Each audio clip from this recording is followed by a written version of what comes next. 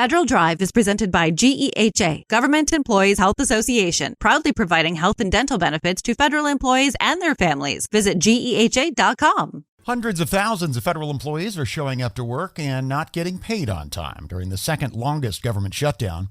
State Department employees who process passports are among those working without pay. That's an unusual step because that part of the agency is fee-funded, and it can normally pay staff on time during a lapse in congressional funds. Federal News Network's Jory Heckman has been covering this issue, and he joins us now with more. Hey, Jory. Hey, Jared. So how many employees at the State Department are we actually talking about here who are working without those paychecks?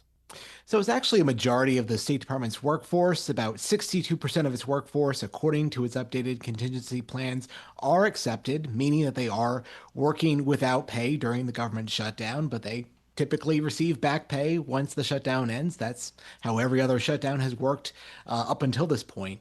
But we are talking about passport services employees here. They are in an unusual situation because they are funded through passport and visa fees, and they have always gotten paid regardless of whether the government's shut down or not. And for perspective on this, I spoke to Boyd Hinton. He's the president of the National Federation of Federal Employees, Local 1998.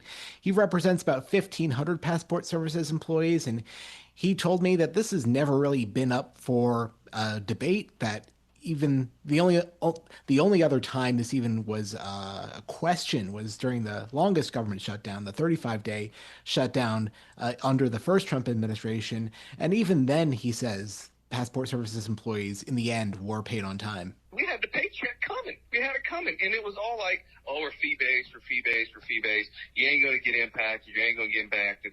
But this time around, we are impacted because our first check was curtailed, and then now this check coming in, straight up zero. And that's Boyd Hinton. He's the president of NEFI Local 1998. Okay, so what is different this time, Jory? I mean, why are these fees not being used this time to pay that staff? Right now, not a lot of good answers. The State Department didn't provide an answer to my questions about where the money is and why it's not being used to pay passport services employees on time. Hinton says that he's not getting a lot of answers on the ground either. He works at a passport services facility in Charleston, South Carolina. Local management says they understand the situation, that they typically have gotten paid on time.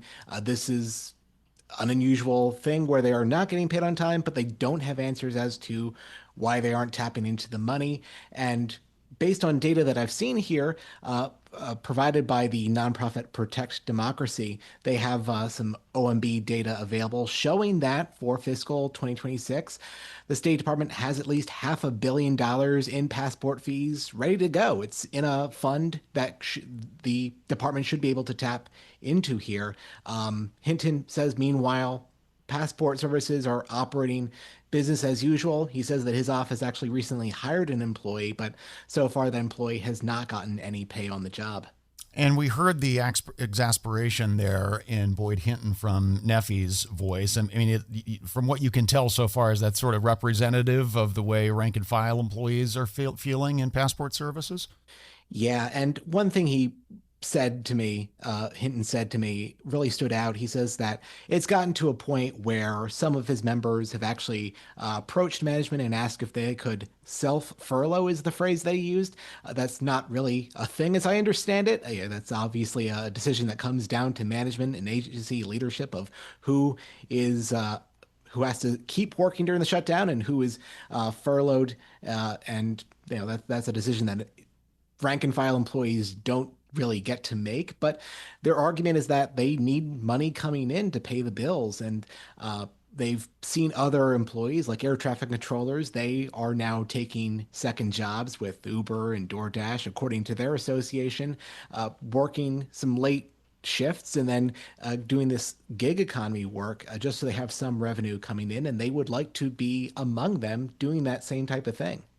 Do we know if this money is going to pay for something else, or what else are you hearing from the State Department about, this overall issue? So the State Department didn't answer any of my specific questions of what exactly is going on here with the money. They did say in a statement that the hardworking men and women of the State Department are showing up and delivering results for the American people. Despite the shutdown, I did hear from the ranking member of the Senate Foreign Relations Committee, Jean Shaheen, she says, as we've been talking about here, that this is not how this usually happens in a shutdown. Passport services always gets paid on time. And she has some questions as well as to what's going on here. And it's a situation where a lot of people are not getting answers, and it's a new and novel situation in the shutdown. And passport services is not unique across the government in the sense that there's an awful lot of portions of individual agencies that are fee funded in kind of similar ways. Have we heard stories of similar things happening there where things are just different in this shutdown as far as how that money is being used or not used? Yeah, there's a similar situation going on at the General Services Administration. A couple of weeks ago, I had reported that some employees there are furloughed, employees who work for the Federal Acquisition Service and the Public Building Service. And that was a surprise to them because in every other shutdown, they have been working and getting paid on time because they are funded through non-congressional funds. They're paid through what's called the Acquisition Services Fund and the Working Capital Fund at GSA. And so they were caught off guard to hear that they were getting furlough notices, and they have really been unable to get any answers as to why that's the situation now.